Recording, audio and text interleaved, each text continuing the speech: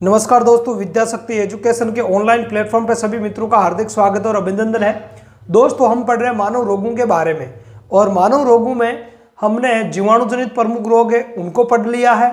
इसके अलावा विषाणुजनित जो प्रमुख रोग है उनको पढ़ चुके हैं। इसके अलावा प्रोटोजोआ जनित जो प्रमुख रोग है उनको पढ़ चुके हैं। ठीक है, संक्रामक रोग, असंक्रामक रोग क्या होता है उनको पढ़ चुके हैं। साथ ही साथ अल्पकालिक और दीर्घकालिक रोग है वो कौन से होते हैं उनके बारे में भी हम डिटेल से पढ़ चुके हैं। आज हम पढ़ेंगे जो कवक और जो कृमि होते हैं, है ना, उनके द्वारा मनुष्य के अंदर कौन कौन से रोग होते हैं तो उनके बारे में आज अपन डिटेल से पढ़ेंगे, है ना। जैसे फाइलेरिया कृमि है, मतलब कृमियों के बहुत प्रकार होता है ना। हेलमिंथीज जो वर्ग के जो कृमि होते हैं, है ना, तो कृमियों के द्वारा और कवकों के द्वारा भी बहुत सारे रोग होते हैं, पर सिलेबस के अकॉर्डिंग उतने रोग आपके यहाँ दिए हुए नहीं है। ज़्यादा विषाणु जनित और कवक जनित जो रोग है वो आपके जनरल साइंस में ज़्यादा थे, तो उनको हमने डिटेल से पढ़ा भी था। और आज हम जनरल साइंस में जितने कवक जनित और कृमि जनित जो रोग है उनके बारे में हम पढ़ते हैं, तो ज़्यादा नहीं है, कुछ रोग है तो उनके बारे में अपन देख लेते हैं। ठीक है, तो कौन कौन से रोग है देखते हैं।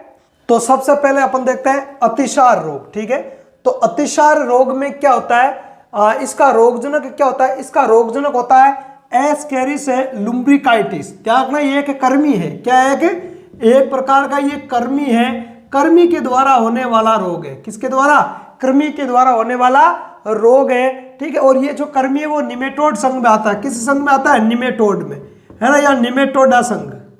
ठीक है, तो निमेटोडा संघ का एक कृमि होता है। ये संघ वाला जो चैप्टर है वो पढ़ेंगे, संघ वाला आपके है जनरल साइंस में जो पशु परिचय भर्ती है उसके अंदर। ठीक है, तो उसमें देखेंगे अपन। तो निमेटोड संघ का एक कृमि है एस्केरिस लुम्ब्रिकाइटिस, तो इसके द्वारा ये अतिसार रोग होता है। अब इसका जो वाहक है, मतलब इसका संचरण है वो किस प्रकार से होता है, वो होता है घरेलू मक्खी के द्वारा। जो हमारे घर के अंदर जो मक्खियां पाई जाती है ना, घरेलू मक्खी, एक तो मधुमक्खी होती है, कल मैंने बताया था, कल प्रोटोजोआ के अंदर भी आपको बताया था मैंने, एक तो बताया था ठीस ठीस मक्खी बताई थी, है ना। इसके अलावा मैंने मधुमक्खी है, ठीक है, घरेलू मक्खी है, तो ये सब क्या है, मक्खियों के प्रकार है। एक और बताई थी मैंने आपको बालू मक्खी, तो ये सब क्या है, मक्खियों के प्रकार है। क्या है, मक्खियों के प्रकार है। ठीक है, तो ऐसे घरेलू मक्खी का कई बार वैज्ञानिक नाम पूछ लिया जाता है, तो वो आपको याद रखना है। मैं बता दूं आपको, मस्का डोमेस्टिका। क्या है, मस्का डोमेस्टिका, मस्का डोमेस्टिका, ये घरेलू मक्खी का क्या है, वैज्ञानिक नाम है। आगे बात करें, अब इस रोग से प्रभावित अंग कौन से होता है, तो इस रोग में प्रभावित अंग है आपके आंत। कौन, आंत, स्मॉल इंटेस्टाइन, है ना, जो आंत होती है ना, वो इसमें प्रभावित होती है। अब इसमें होता क्या है, लक्षण क्या है, इस रोग में आंत में क्या है, घाव बन जाते हैं। आंत में घाव बनेंगे, वे आंत, आमाशय के नीचे आंत होती है, तो पेट में दर्द रहेगा। किसमें, आंत में घाव होने, आमाशय और आंत से संबंधित जो भी रोग है, और जो रोग, ये जो रोग जिनमें भी होता है तो उनमें पेट दर्द की आम शिकायत रहती है, क्योंकि आमाशय में भी कोई प्रॉब्लम होगी तो पेट दर्द होगा। ठीक है, और आंत में भी कोई प्रॉब्लम होगी तो सामान्यतः पेट दर्द होगा। तो पेट दर्द से ये लक्षण परिलक्षित होता है। ठीक है, ज्यादातर बात करें तो ये रोग बच्चों में होता है। किन में होता है, बच्चों में। ज्यादातर जो ये रोग है वो बच्चों में होता है और पेट दर्द करता है। क्यों, क्योंकि आंत में घाव बन जाता है। आंत में क्या बन जाता है, घाव बन जाता है। अब इस रोग में और एक क्या होता है, प्रोटीन पाचक एंजाइम है वो नष्ट हो जाता है ना। बच्चों में इस रोग के संक्रमण से प्रोटीन का पाचन करने वाला जो एंजाइम है, जिसका नाम होता है आपके ट्रिप्सिन, है ना। कौन सा एंजाइम, ट्रिप्सिन। हालांकि प्रोटीन का पाचन करने वाला एंजाइम कौन सा होता है, पेप्सिन भी होता है, ध्यान रखना, पेप्सिन। लेकिन पेप्सिन एंजाइम कहाँ होता है, आमाशय में निकलता है, आमाशय की भित्ति के द्वारा निकलता है पेप्सिन। तो यहाँ पेप्सिन नहीं लिखना, क्योंकि बात हो रही आंत की, और आंत में प्रोटीन पाचक एंजाइम कौन सा होता है, ट्रिप्सिन, और आमाशय में प्रोटीन पाचक एंजाइम कौन सा होता है, पेप्सिन। ये मैं दोनों चीजें आपको बता चुका हूं। कौन से चैप्टर में, पाचन वाले चैप्टर में। पाचन वाले चैप्टर में मैंने बताया था, यह कई बार ये प्रश्न पूछा भी जाता है कि आमाशय में प्रोटीन पाचक एंजाइम का नाम लिखो, तो आपको लिखना है पेप्सिन। क्या लिखना, पेप्सिन। और छोटी आंत पूछ ले या ग्रेणी पूछ ले या आंत पूछ ले कि भाई आंत में या छोटी आंत में या ग्रेणी में, तीनों में से कोई भी पूछे कि उसमें प्रोटीन पाचक एंजाइम कौन सा होता है, तो ध्यान रखना ट्रिप्सिन। कौन सा? ट्रिप्सिन। तो आंत में प्रोटीन का पाचन करने वाला एंजाइम ट्रिप्सिन है, वो इस रोग में नष्ट हो जाता है। इसलिए बच्चा जब भी दूध पिएगा, या क्योंकि दूध में भी प्रोटीन वगैरह होता है, ठीक है, तो प्रोटीन का पाचन है उसमें ठीक से नहीं हो पाएगा, पेट दर्द होगा बच्चे का, क्योंकि ज्यादातर बच्चों में ये रोग होता है। तो बच्चों में होता है, एक कृमि द्वारा होता है, कृमि का नाम है एस्केरिस लुम्ब्रिकाइटिस, ठीक है। घरेलू मक्खी इसका वाहक होती है, ठीक है, आंत को प्रभावित करता है, आंत में छाले हो जाता है, प्रोटीन पाचक एंजाइम जो ट्रिप्सिन है वो नष्ट हो जाता है, पेट दर्द की शिकायत रहती है। अगला रोग देखते हैं। अगला है आपके फाइलेरिया रोग। कौन सा रोग? फाइलेरिया रोग। तो फाइलेरिया रोग क्या होता है? देखो, रोग कारक, इसका रोग कारक है आपके फाइलेरिया ब्रोंकेफ्टाई। क्या है? फाइलेरिया ब्रोंकेफ्टाई इसका रोग कारक है, ठीक है। इसके अलावा इसका जो वाहक है वो क्यूलेक्स मच्छर के द्वारा होता है। किसके द्वारा? क्यूलेक्स मच्छर के द्वारा इस रोग का संचरण है वो किया जाता है, ठीक है। क्यूलेक्स जो मच्छर है वो इस रोग का क्या करता है? संचरण करता है। क्या करता है? संचरण करता है। कल मैंने आपको बताया था प्रोटोजोआ वाले में, है ना, पिछली क्लास में मैंने बताया कि जो मादा एनाफ्लीज मच्छर है वो किसका वाहक करता है? मलेरिया का। किसका? मलेरिया का वाहक करता है। इसके अलावा मैंने आपको बताया था जो मादा एडिज इजिप्टाई जो मच्छर है, जिसको अपन एडिज मच्छर भी बोलते हैं शॉर्ट में, वो डेंगू का संचरण करता है। किसका संचरण करता है? डेंगू का संचरण करता है, ठीक है। तो ये कुछ चीजें मैंने आपको संचरण से संबंधित बताई थी। और भी एक शॉर्ट क्लास लेंगे अपन, जिसमें जो प्रमुख रोगों का संचरण या जो वाहक कौन कौन होता है, कौन से मच्छर है, कौन से कीट है ना, वो रोगों का संचरण करता है, तो उनके लिए एक अलग से शॉर्ट क्लास अपन बनाएंगे, ठीक है। आगे देखें, आगे है प्रभावित अंग। तो प्रभावित अंग की बात करें तो मुख्यतः पैर व वृषण कोष इसमें प्रभावित होते हैं।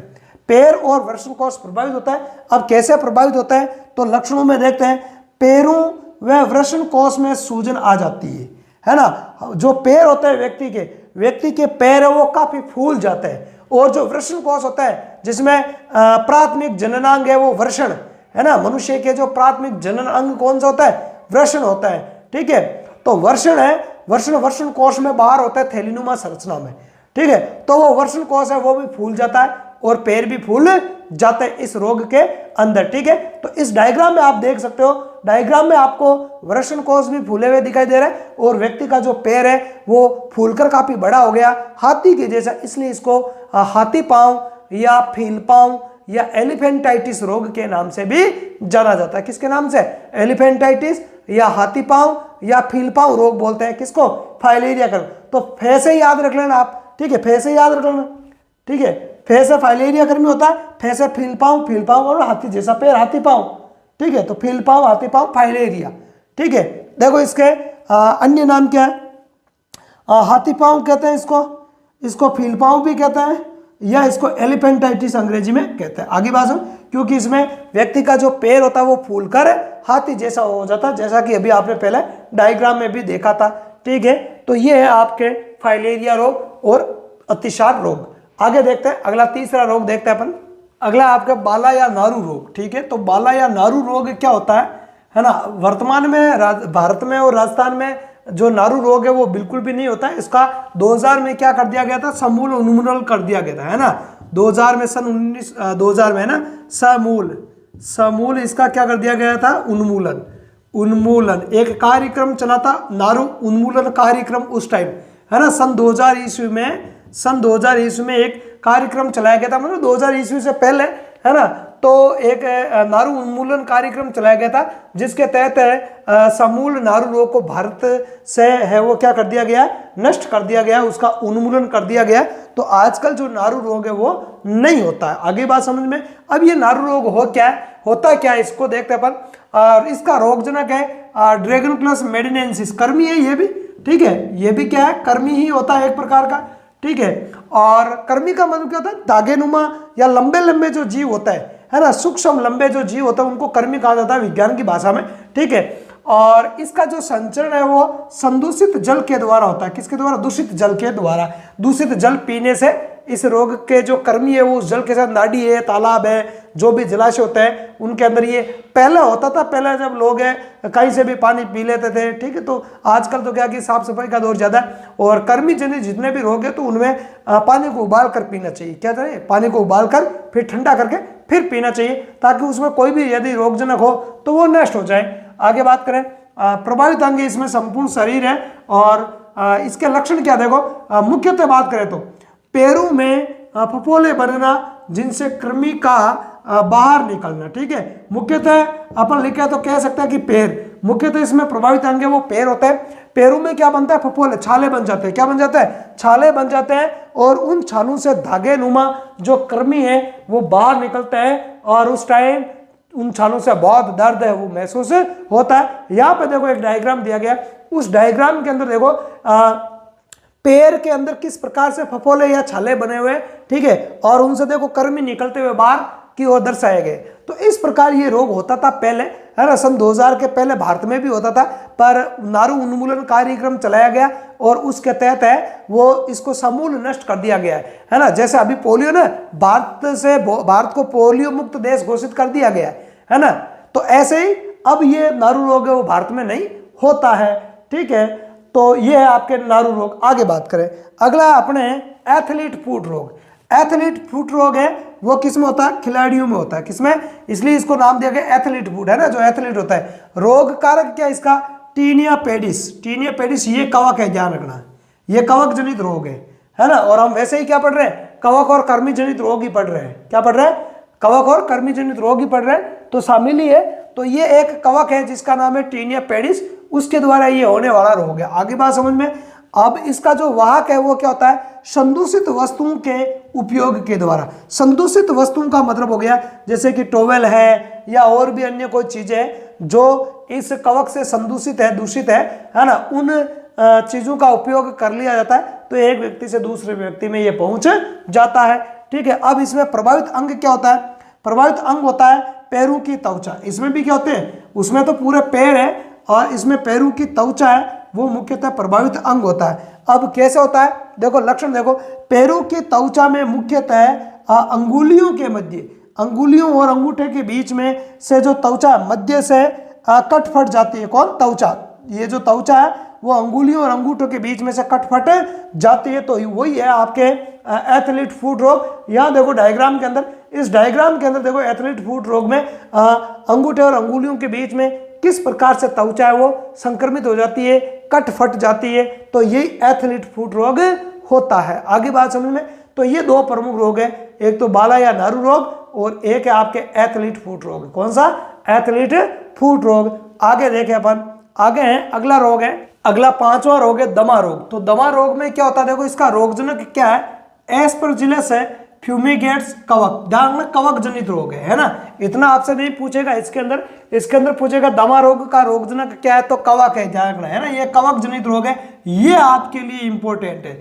भले ही इसका आपको नाम याद ना रहे तो कोई दिक्कत नहीं है, पर ये कवक जनित रोग है, ये याद रहना बेहद इंपॉर्टेंट है, ध्यान रखना है। आगे बात करें, इसका जो संचरण है वो कैसे होता है? वायु के द्वारा होता है। कैसा? वायु के द्वारा। इसके स्पोर का मतलब बीजाणु, स्पोर का मतलब होता है बीजाणु। इसके बीजाणु होता है, स्पोर या बीजाणु के माध्यम से, ये जो वायु के माध्यम से जो इसके बीजाणु होता है वो स्वस्थ व्यक्ति में चले जाता है और वो बीजाणु स्वस्थ व्यक्ति में जाकर उसके फेफड़ों में जाल बना देता है, धागे नुमा, है ना, सफेद सफेद। जैसा आपने देखा वो बारिश के दिनों में ब्रेड या रोटी के ऊपर सफेद जाला आ जाता है या अचार के ऊपर सफेद जाला आता है, तो वो कवक ही होता है भाई, फफूंद, जिसको क्या बोलता है? कवक को अपन क्या बोलता है? फफूंद भी बोलता है, ठीक है। हाँ, तो कवक या जो फफूंद होती है वो, इसके जो बीजाणु होता है वो वायु के द्वारा व्यक्ति के फेफड़ों में पहुंच जाएंगे और फेफड़ों में पहुंचकर एक जाल सा बिछा देंगे, जाल का निर्माण कर देंगे और फेफड़ों को संक्रमित करेंगे।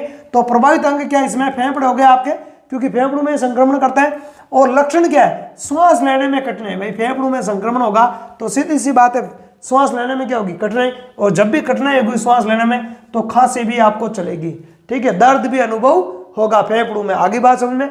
तो ये है आपके दमा रोग, ठीक है। तो दमा है, टीबी है, ये फेफड़ों से संबंधित रोग है, ठीक है। आगे बात करें खाज या खुजली, है ना। तो कई बार खुजली की भी शिकायत होती है कई लोगों को, तो इसका रोग कारक क्या होता है? रोग कारक होता है अकेरस अकेबीज, ठीक है। अकेरस है इसके बीच, सॉरी है ना, क्या हो जाएगा, अकेरस है इसके बीच, ये भी कवक जनित है, ध्यान रखना है। देखो दाद की बात करें, खाज या खुजली, खुजली, इसके अलावा बात करेंगे आगे अपन गंजापन, गंजापन, ठीक है। तो ये सब है एक, अभी हमने पढ़ा दमा आ गया, ठीक है, दमा।